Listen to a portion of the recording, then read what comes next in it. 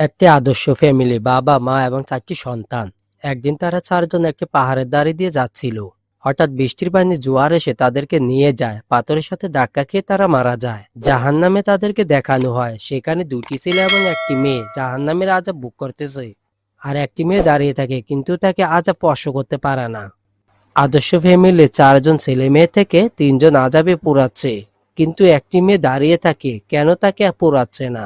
আর কেনই বা তাদের 3 জনকে আযাব ভোগ করতে হচ্ছে, তা জানা দরকার হলে পুরো মুভিটি দেখে জেনে আসতে পারেন।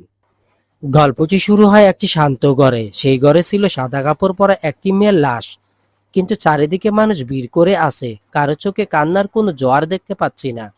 এ সময় একটি পরিবার সেখানে উপস্থিত হয়। বাবা মা এবং তাদের 4টি সন্তান, 2টি মেয়ে আর 2টি ছেলে। তারা লাশের পাশে গিয়ে বসে। শিশুদের চোখে প্রশ্ন আর ভয় মিশে থাকে। হঠাৎ তাদের মধ্যে একজন ফিসফিস করে বলে, এই মেয়েটি কি জান্নাতে যাবে নাকি জাহান্নামে? ঠিক তখন এক অদ্ভুত ঘটনা ঘটে। 4 ভাই বোনের মধ্যে একটি মেয়ে হঠাৎ পাশের ঘর থেকে অদ্ভুত ভয়ঙ্কর আওয়াজ শুনতে পায়। সে ধীরে ধীরে উঠে দাঁড়ায় আর কাঁপতে কাঁপতে হেঁটে যায় পাশের ঘরের দিকে। তারপর ভেতরে উকি দিতে তার চোখ ভয়ে আতঙ্ক হয়ে যায়। সে দেখতে পায় যে মেয়েটির লাশ বাইরে রাখা আছে, ঠিক সেই মেয়েটি ঘরের ভেতরে ভয়ঙ্কর আযাব ভোগ করতেছে। এটা যেন বাস্তব না, দুঃস্বপ্ন, কিন্তু সে স্পষ্টভাবে সবকিছু দেখতে পাচ্ছে। ভয়ে কাঁপতে কাঁপতে সে দৌড়ে ফিরে আসে মা বাবার কাছে। সে সব বলে দেয়, আমি দেখেছি ওই মেয়েটার আযাব হচ্ছে।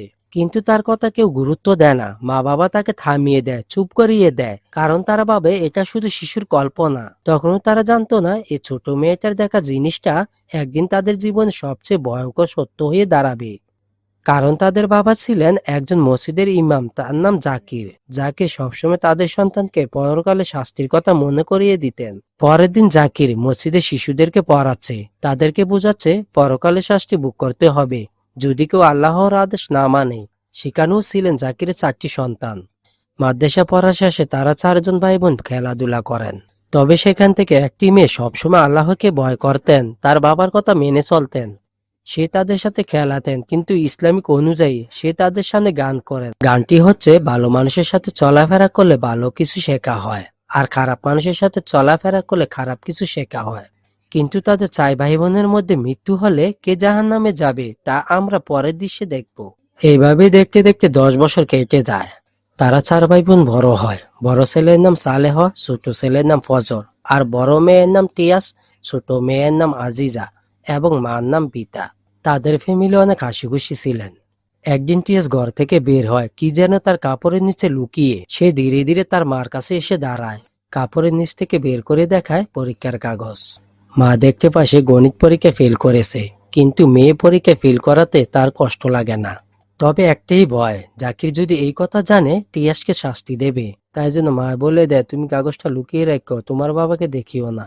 তখন চলে আসে তাদের বড় ছেলে সালেহ।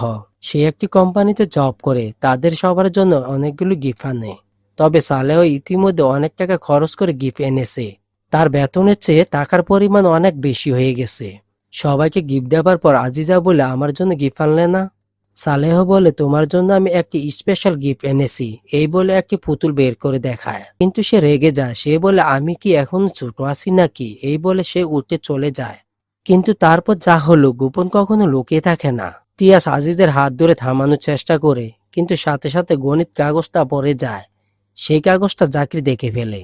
তারপর আমরা দেখি টিয়াসকে ঘরে এনে শাস্তি দেয়, কিন্তু তাকে বাঁচানোর মতন কেউ আসে না। তখন এমন এক ঘটনা ঘটে, তা বাবার মতো না। মোবাইলে কল আসে। জাকির কল রিসিভ করে সে শুনতে পায় আজিজার বান্ধবী ফাঁসি দিয়ে মারা গেছে।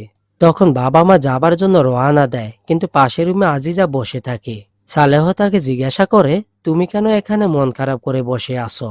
সে বলে, আজকে আমি স্টুডিওতে গান গাইবো, এটা আমার সুযোগ ছিল লাইভ সেট করার জন্য। সে এমন নিষ্ঠুর, তার বান্ধবী মারা গেছে কিন্তু সে এখনো গান নিয়ে পড়ে আছে।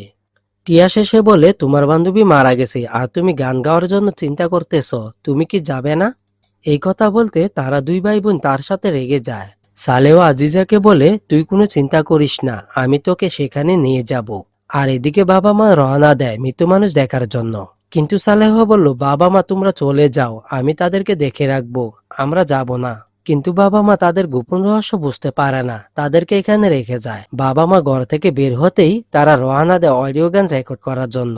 কিন্তু টিয়াস যেতে চাচ্ছিল না, কারণ সে বুঝতে পারে এই কাজ জাহান্নামের। তারপরও তাকে জোর জবরদস্ত করে নিয়ে যায়।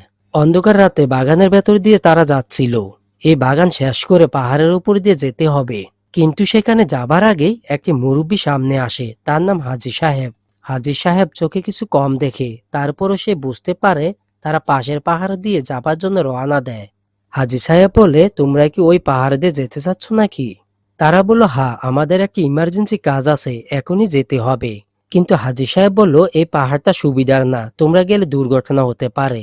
কিন্তু তবু হাজী সাহেবের কথা গ্যারাজ্য না দিয়ে যেতে চাচ্ছে। কিন্তু হাজী সাহেব আরো একটি কথা বলল, এখানে কি সালেহ আছে? সালেহ হাজী সাহেবের আড়ালে লুকিয়ে তাদেরকে নিয়ে চলে যায়। তবে হাজী সাহেব কেন সালেহকে খোঁজ করে? তারা পাহাড়ের সামনে যাবার সাথে সাথে বৃষ্টি চলে আসে।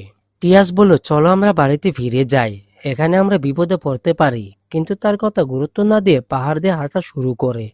সেখানে বৃষ্টি হবার কারণে পানির স্রোত এতটাই ছিল, তারা ভয় পেয়ে যায়, তবু হাঁটতে শুরু করে। কিছুক্ষণ হাঁটার পর হঠাৎ করে একদল পানি এসে তাদেরকে নিয়ে যায়। তখন তারা বাঁচার জন্য অনেক চিৎকার করে, কিন্তু পানির গতি এতটাই ছিল তাদের বাঁচার কোনো পথ ছিল না। তারা এক এক করে একটি পাথরের সাথে মাথা টুকে মারা যায়। তারা ঝড়ো পানিতে নিখোঁজ হয়ে যায়। সকালে সবাই খোঁজ করতে থাকে, কিন্তু পায় না। এভাবে পুরো দিন চলে যায়। যখন রাত হয় তখন খুঁজে পায় সালেহকে। আরো কিছুক্ষণ খুঁজে ছোট ছেলেকে পেয়ে যায়। তাদের দুটি লাশ বাড়িতে নিয়ে যায়, আর মেয়ে দুটির লাশ খুঁজে পায় না। বাবা মা দুটি লাশ দেখে একদম ভেঙে পড়ে। কিন্তু সেই সময় হাজী সাহেব কিছু লোক নিয়ে সালেহর একটি ব্যাগ জাকিরের হাতে দেয়। কিন্তু জাকির তখন এই ব্যাগটি খুলে দেখেনি কি আছে এই ব্যাগে। ইতিমধ্যে সালেহ জাহান্নামে চলে আসে, কিন্তু সে জানে না কোথায় এসেছে। অন্ধকার পাহাড়ে তার ভাই বোনদেরকে খোঁজ করতেছে।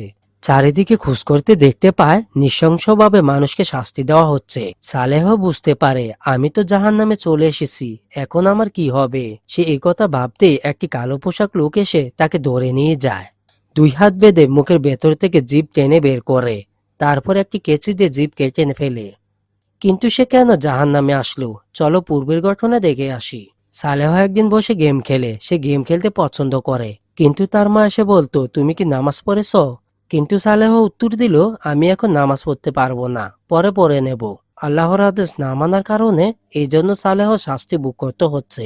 তবে তার পাপ এখানে শেষ নয়, আরো কিছু নিকৃষ্ট পাপ জমে আছে, পরের দৃশ্যে দেখানো হবে। আমরা আবারও ফিরে আসি বাস্তব জীবনে। লাশের পাশে বসে কান্না করে বাবা মা। তখন হাজী সাহেব বলল, আমি আপনার বড় ছেলে সালেহর কাছে অনেক টাকা পাই। কিন্তু জাকির বলল, আমার ছেলে তো এসব ব্যাপারে কিছু বলেনি, সে কারো কাছ থেকে টাকা নেয়নি। হাজী সাহেব তার পকেট থেকে একটি ডকুমেন্ট বের করে দেখায়, টাকা দিয়েছি, এ তার প্রমাণ। আমি আপনাকে আগামী দিন যে ব্যাগটা দিয়েছি সেটার ভেতরে খোঁজ করে দেখেন, এমন ডকুমেন্ট অনেকগুলো পড়ে আছে। সে আমার চোখ চিকিৎসা করবে, এই কথা বলে টাকা নিয়েছে। জাকির ব্যাগ খুলে দেখতে পায় সালেহ অনেক মানুষের কাছ থেকে টাকা নিয়েছে, এমন অনেক ডকুমেন্ট পড়ে আছে। এই কথা তাদের মা শোনার পর কষ্টে ঘরের ভেতরে ঢুকে যায়।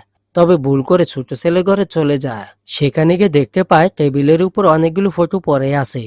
ফটোতে এমন নিকৃষ্ট ছবি দেখে মা তো বুঝতে পারে আমার ছেলেরা অনেক খারাপ হয়ে গেছে, আমরা তাদের মানুষ করতে পারি নাই। জাকির ছেলের পাপের কথা শুনে সে চলে যায় সাগরের পার।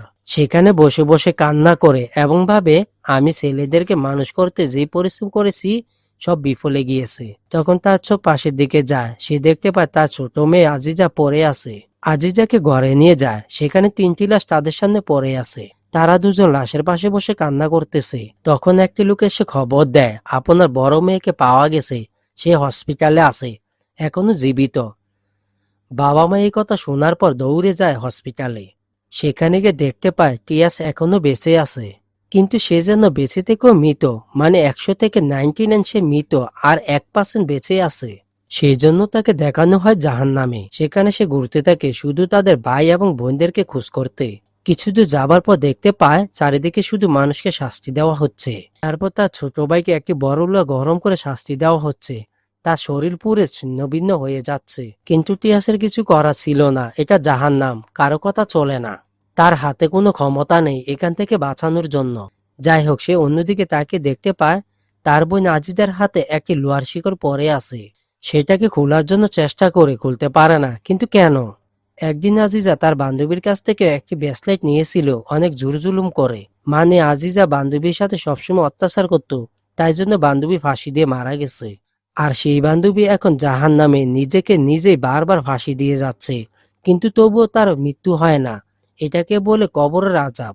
ঠিক তখন কালো পোশাক পরা একটি লোক এসে আজিজাকে নিয়ে যায়। সেখানে তার দুটি হাত বেঁধে একটি ধারালো ছুরি দিয়ে বারবার হাত কেটে নিচ্ছে, কারণ তার বান্ধবীর কাছ থেকে জোর করে ব্রেসলেট পরেছিল বলে।